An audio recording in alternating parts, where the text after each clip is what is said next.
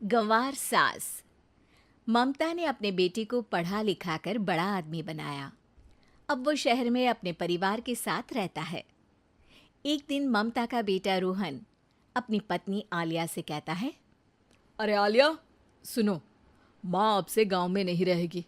वो हमारे साथ यहीं रहेंगी शहर में। उनका कमरा आज नौकर से बोलकर अच्छे से साफ करवा देना। ओह, आज तो मेरी किटी पार्टी है, फिर मुझे जिम और फिर शॉपिंग। ठीक है, कल करवा दूंगी। अ, अच्छा, लेकिन माँ के सामने ये कपड़े नहीं चलेंगे। हाँ, तुम्हें साड़ी या सूट पहनना होगा। अरे बिल्कुल भी नहीं। मेरे मम्मी पापा ने इतना पैसा लगाकर शादी इसलिए नहीं की थी कि मैं अपनी मर्जी के कपड़े पहन ओढ़ भी ना सकूं। अ- अरे चलो, गुस्सा मत हो, लेकिन कुछ दिन तो माँ की खुशी के लिए कर सकती हो ना। लेकिन आलिया मानती नहीं। माँ आती है सिंपल सी साड़ी, झोला और चप्पल पहनकर। अरे रोहन, मैं इनके साथ कैसे रहूंगी? मेरी फ्रेंड्स क्या कहेंगी? ये तो पूरी गंवार लग रही है। आलिया, माँ गांव में रहती थी इसलिए ऐसी हैं। तुम आज ही माँ के साथ जाकर उनकी पसंद की शॉपिंग करवा देना। इनके साथ घर के अंदर रहना मुश्किल है, बाहर तो मैं कभी भी ना जाऊं। रोहन को आलिया पर गुस्सा आ जाता है। माँ, ओ माँ। हाँ बेटा। वो माँ को ले जाने के लिए उनका हाथ पकड़ता है कि अरे माँ, तेरे हाथ अभी तक इतने कड़े हैं, तूने इसका कोई इलाज नहीं किया?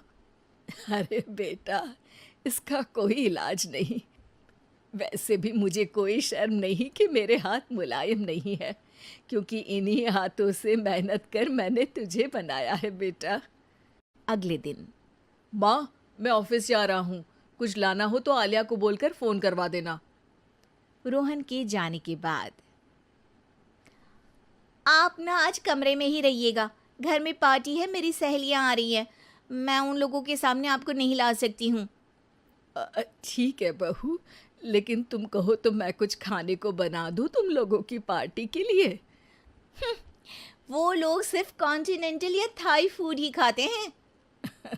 कोई बात नहीं, कभी इंडियन खिलाने वाला कोई मिला नहीं होगा ना। मैं बनाकर कमरे में चली जाऊंगी। जैसे आपकी मर्जी। आलिया के घर उसकी दोस्त आती हैं, पार्टी होती है।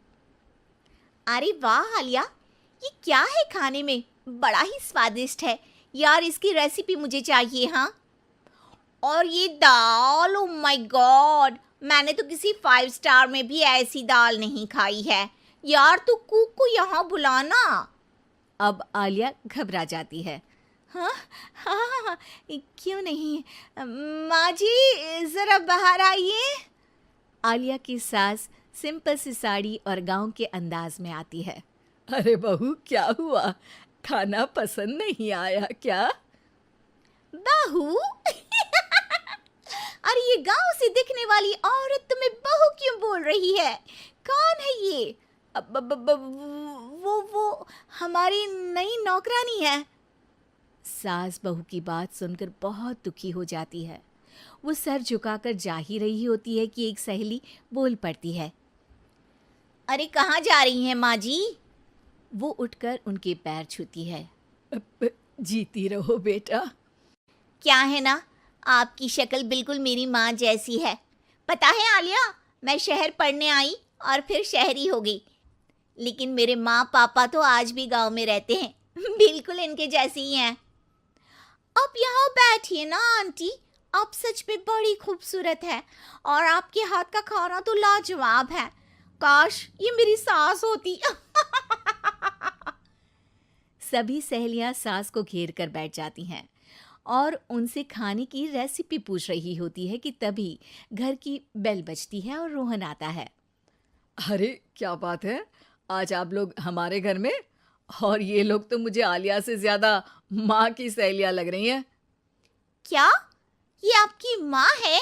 लेकिन आलिया ने तो कहा कि ये उनकी नौकरानी है और इन्होंने भी नहीं बताया। वो नहीं बताएंगी, क्योंकि उनके लिए बच्चों की इज्जत और उनकी खुशी सबसे पहले है। मुझे माफ कर दो, मुझे इन्हें तुम लोगों से मिलवाने में शर्म आ रही थी कि तुम लोग क्या कहती? अरे अब तो हमें शर्म आ रही है कि तुम हम लोगों की सहेली हो। हाँ, जो माँ जैसी सास को नौकरानी बोले वो हमारी सहेली नहीं हो सकती। ये बोलकर सभी वहां से जाने लगती है कि सास बोलती है, आलिया की तरफ से मैं तुम लोगों से माफ़ी मांगती हूँ। उसने जो कहा उसके लिए मैं उसे माफ़ करती हूँ।